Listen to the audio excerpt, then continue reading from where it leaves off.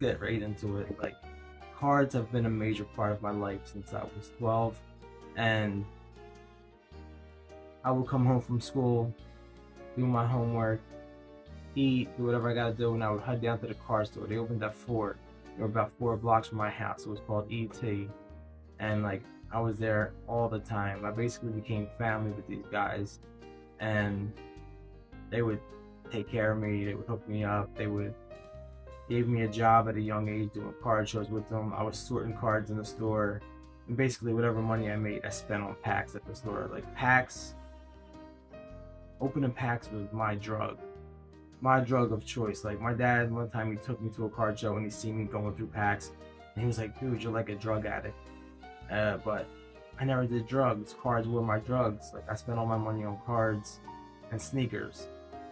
And then when I went to high school, then I was still on the cards, and a card store opened up in Frankfurt Common, and that was called Four C's, and I got a job with them because I was there all the time, and then that was so wonderful for me. That was like a big card store, a lot of traffic. I learned a lot from him. His name was Kevin, and we were doing shows at the Cherry Hill Mall.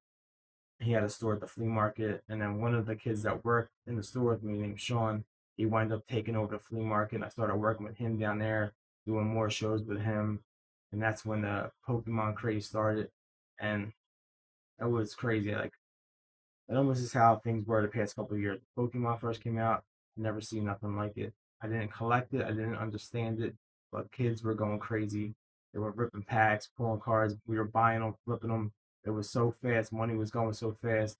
Like the one day I was doing the store at the flea market, and he was doing a show at the Cherry Hill Mall.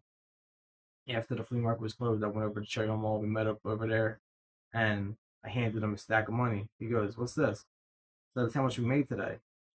And he goes, "Dude, this is the most I ever made." I said, "Dude, I was flipping Pokemon packs like crazy. Like we were driving around the stores just trying to find them. Like they were hard to find, but you got to get it while it's hot." Who would have known? Like I wish I was spending my money on Pokemon cards at that time and putting them away instead of the wax that was out at that time. I was buying like 1999 Upper Deck football, wasting hundreds of dollars on boxes of that, and that stuff's worth nothing. Like I spent so much money on cards throughout the years. Like luckily I got a couple Tom Brady's, but I never hit the big Tom Brady's. But the Bowman Chrome I got back as a SGC 95. It's a good card.